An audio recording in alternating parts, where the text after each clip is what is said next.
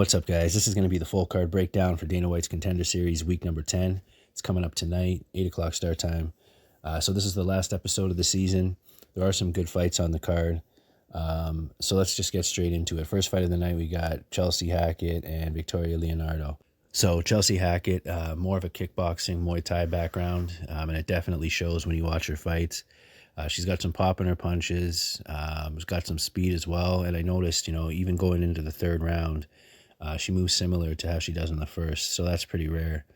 I think she's been working pretty heavily on her takedown defense and her ground game, which is definitely going to be needed because, anybody who's coming in fighting a Muay Thai kickboxing specialist is going to look to grapple for the most part. In any of the grapple exchanges that I saw, she was able to keep it on her feet for the most part. She even got a couple takedowns herself, so I think that she is going to be a really good fighter. I think that in this matchup, it is tailored for her to win. I think the UFC is looking at her to pick up the W. Victoria Leonardo, though she's going to have an experience advantage, I think she's going to be aggressive, but I could even see Chelsea catching her with a shot and possibly finishing it. Definitely more comfortable picking the decision, but I do think that Hackett has a significant advantage on the feet. And when it comes to grappling, like I said, I think she should be able to stuff the takedown. She might get taken down here and there, but she does have that really good cardio. So I expect that she should be able to get it done here. Victoria Leonardo, I think she's probably going to look to wrestle. That would be the smart game plan for her. Probably just try to hold her up against the fence, something like that. But I have to go with Hackett here. I'm going to say she gets it done by decision. Then we got Gerard Blackledge and Tucker Lutz. Both of these guys making a return to the Contender Series, looking to pick up a contract. Gerard Blackledge actually looked pretty good on the Contender Series. Tucker Lutz picked up a win as well. But I think that, Gerard Blackledge has some advantages here as far as height and reach goes. If he fights smart and can stay away from the takedown. I mean, Tucker Lutz is a decent wrestler. He's a better wrestler credential-wise than Gerard Blackledge. I'm not sure if Shard has any wrestling, but I think that he definitely works his takedown defense. He's going to look to keep it on the feet, use that reach advantage, and like I said, if he fights smart, can avoid that takedown, at least for the majority of the fight. I think he can pick up 2 of the 3 rounds and get a decision here. So I'm going to go with Gerard Blackledge to get it done by decision in that one. Then we got Pauline Macias and Gloria DePaula. So this one, lower level women's MMA, I'm not going to spend too much time on it. I think this one could play out pretty close. It's a tough one to pick. In the fights that I watched, they played out on the feet for the most part. Gloria DePaula, she looks to be a pretty decent striker, but both of their records, they haven't fought the highest level competition. Not really sure if they're ready for the UFC. Not going to be putting a bet on this fight. So I'm just going to pick Gloria DePaula. I think that she can probably get it done by decision here, but it could be a really close fight. And like I said, definitely not interested in a bet, but I'm going to go with DePaula there by decision. Then we got JP Buys and Jacob Silva. So this is a good fight. I think that, JP Buys has been hungry to get into the UFC. I think he's going to look to wrestle in this fight. Jacob Silva actually looked pretty good in his Contender Series fight. He's a tough guy. He's going to keep coming forward. He's going to be looking for the takedowns. And I think it has the potential to be a good fight. He was able to neutralize Molina against the fence a little bit and caught him with a few shots. He had his moments in that fight, but Molina picked up the W. I think that in this fight, he's going to be really hungry. But JP Buys is a tough guy. He's been training throughout the lockdowns, really hungry to get into the UFC. He's had a few canceled fights leading up to this one. And I think he's going to look to wrestle here, get it to the ground, maybe even pick up a submission. So I'm going to go with JP Buys here. I'm going to say he gets it done by submission in the 3rd round. Then we got an interesting one here. We got Nick Maximov and Oscar Cota. So Maximov, I think he was close to being as light as you can be, weighing in at heavyweight. I think he was just under 210.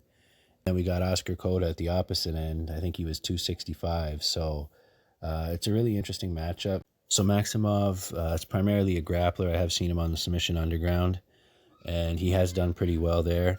He trains at the Diaz Academy. Basically, the main fighter for the Diaz brothers, the guy that they're looking at to represent the gym. But he hasn't really fought anybody yet. So this is going to be an interesting test. I do think that he's really good when it comes to the grappling. Like I said, on Submission Underground, he's picked up a few wins there and looked impressive doing it. So, I think he has that path to victory if he can tire out Cota and get him to the ground. But that weight advantage for Cota is significant. He doesn't look like he's in the best shape, though. So that's the other thing. As the fight progresses, it's definitely going to become easier for Maximov to get that takedown. But then again, Cota can just drop his weight on him and make it tough. So it's pretty interesting. I think the line's way off here. I'm not mad at anybody who has Maximov in a parlay, but I do think the line's off. So a small shot on Cota, I think, could be warranted. But for me, and I'll pull up the bets now, I think JP buys and Chelsea Hackett. It's getting close to plus money on that. And I do have a bet with those two paired up. And then Sherrard Blackledge. I mean, the thing is about a second parlay, I don't like using a fighter more than once. So either you could go straight on Blackledge, or if you really wanted to pair him up, I wouldn't even do Gloria DePaula. So, Blackledge, if you wanted to do a straight on him, some people might even take a shot on Lutz, so his line could improve. I'd wait till closer to fight time even, possibly, but I'm going to go with buys and Hackett, like I said. Also, a bet on Blackledge, and then just a small bet because of how much I think the line's off on the main event.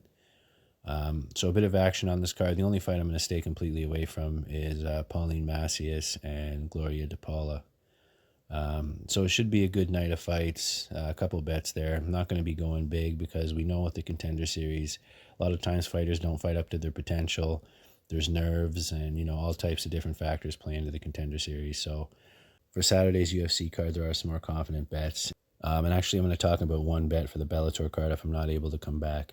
So I noticed Benson Henderson is a significant dog to Jason Jackson. Now, he has been knocked out recently. He's on the decline, in my opinion, but, Jason Jackson to be that much of a favorite against Henderson, I think it's off for sure. So I did put down a bet on him as well. If Jackson's able to get it done here, it's going to be big for him, and I do think he's a talented fighter. But, as we know, Benson Henderson, former UFC champ, been in there with all the best fighters in the world, coming off that loss to Michael Chandler. So I think he's going to be really hungry here to pick up a win against the rising prospect. So I'm going to go with Benson Henderson, and like I said, I did put down a bet there. I might put out a video for Bellator, but I'm not 100% sure on that, so I wanted to give you guys the value play for that card as well. But that's about it. I'm going to wrap it up here. Good luck with your bets. Let me know who you guys have for the Contender Series, and if you do have any bets for any of the other cards coming up. Like I said, we got LFA and Invicta as well, and then Bellator on Thursday. I appreciate you guys for watching. I'll see you on the next one.